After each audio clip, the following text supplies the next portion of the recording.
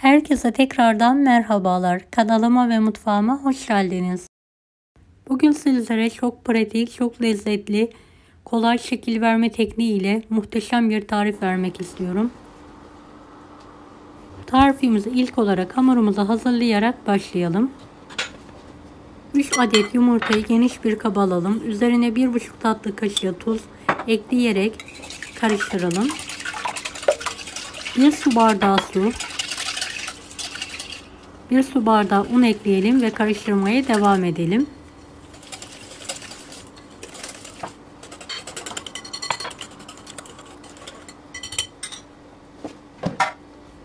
Evet, azar azar un ilavesi yaparak orta sertlikte bir hamur hazırlayalım.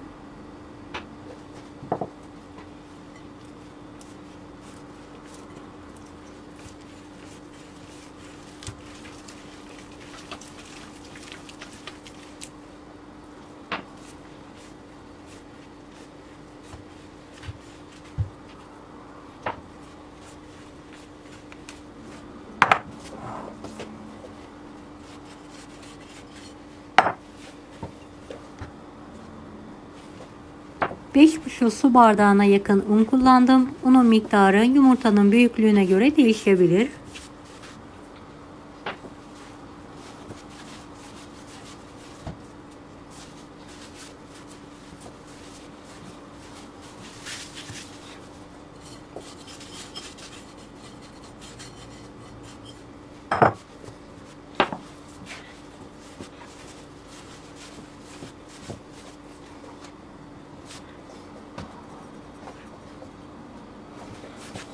Hamur toparlandıktan sonra yoğurmaya devam edelim. 2-3 dakika daha.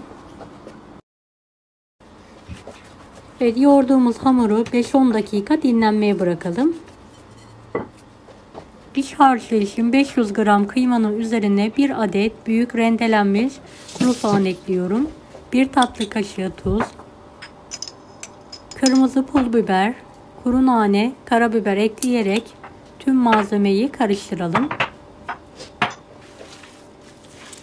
Evet, tüm malzemeyi elinizde de yoğurabilirsiniz.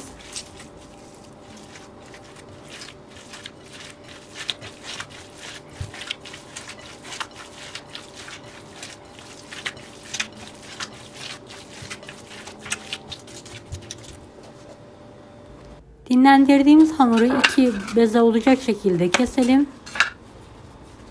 ve yuvarlayalım.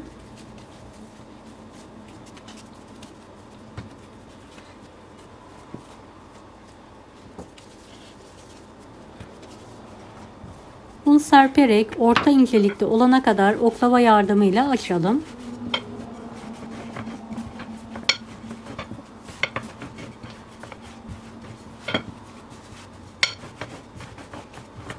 Videomu bu kısma kadar izlediyseniz yorum kısmına herhangi bir emoji bırakırsanız bana destek olmak için sevinirim.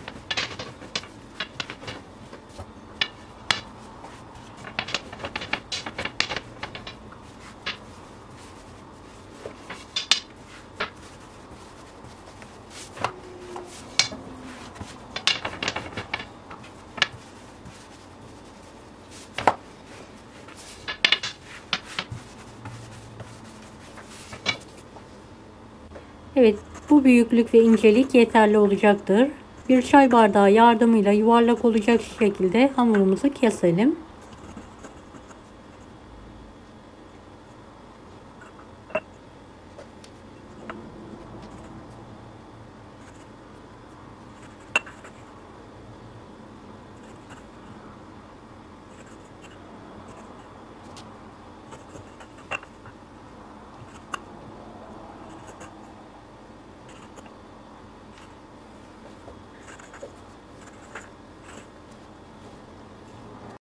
Çay bardağı yerine kalıbınızda varsa kalıp ile de kesebilirsiniz.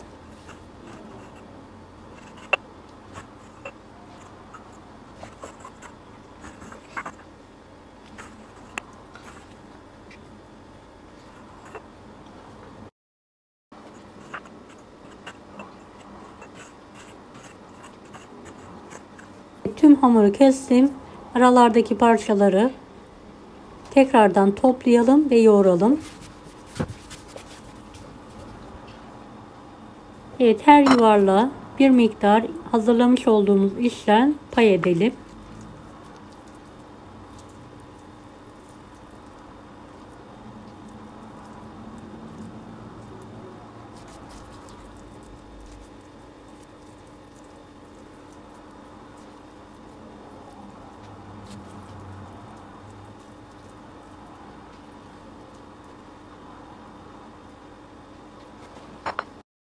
Evet, hamurları ikiye katlayarak kenarlarını sıkı sıkı elimizle bastıralım.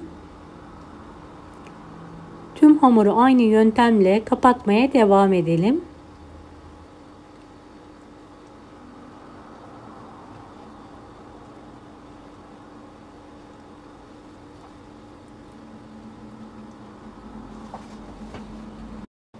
Evet, diğer bezeyi de aynı yöntemle açalım.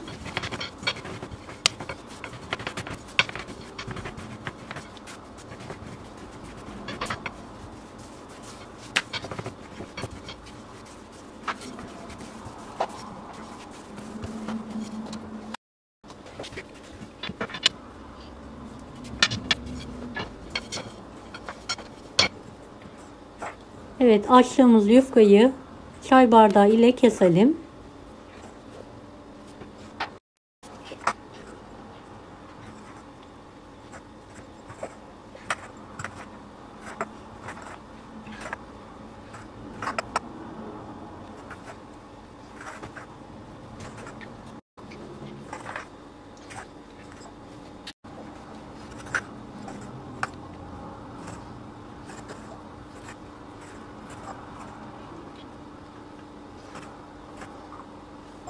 Evet, kenarlarındaki hamurları tekrardan toplayalım. Bunları da açarak tekrardan bir beze haline getirelim. Evet, iç harç koyduktan sonra hamurlarımızı kapatmaya devam edelim.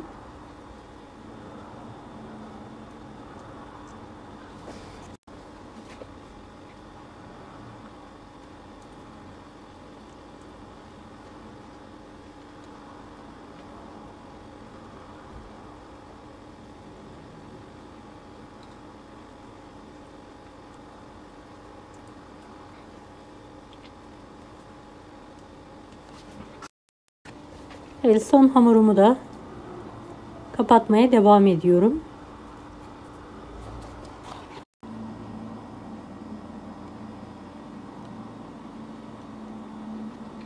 Evet, diğer topladığım hamurları da açtım. Aynı yöntemle keserek iç harcı koydum ve kapatmaya devam ediyorum.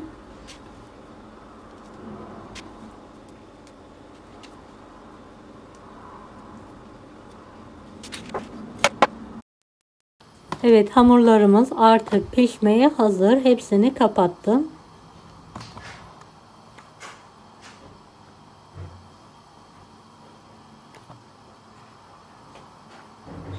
Geniş bir tencerede bolca su kaynattım. Üzerine 3 tatlı kaşığı tuz ekliyorum. Ve hamurlarımın hepsini tencerenin içine atıyorum.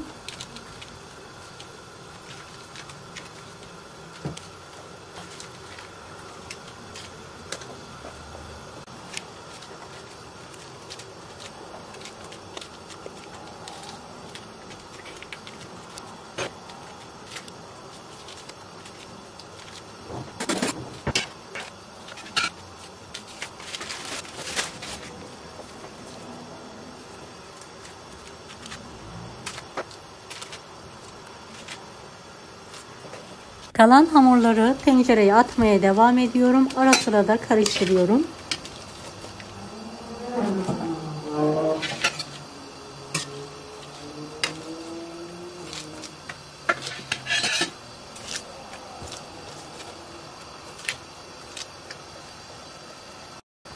Evet, orta ateşle hamurlarımız yumuşayana kadar pişirmeye bırakıyorum. Ara sıra da karıştıralım mutlaka.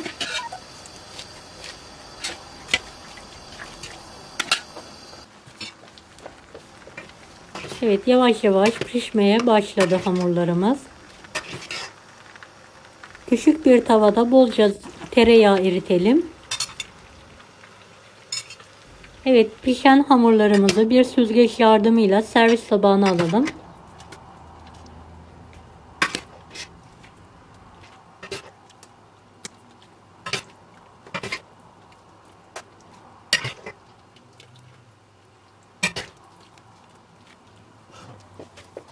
Üzerine eritmiş olduğumuz yağın yarısını gezdirelim. Kalan yağı kırmızı toz biber ekleyerek biraz yakalım.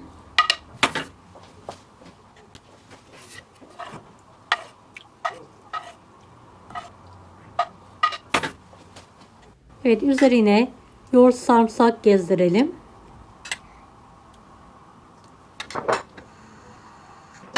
Kırmızı toz biberli yağ gezdirelim. Kuru nane, pul biber serperek ikrama hazırlayalım.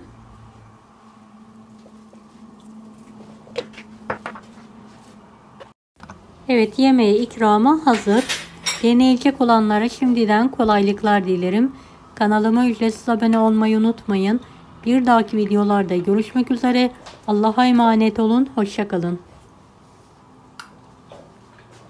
Daha farklı tarifler için bunları da izlemeyi unutmayınız. Afiyet şifa olsun herkese.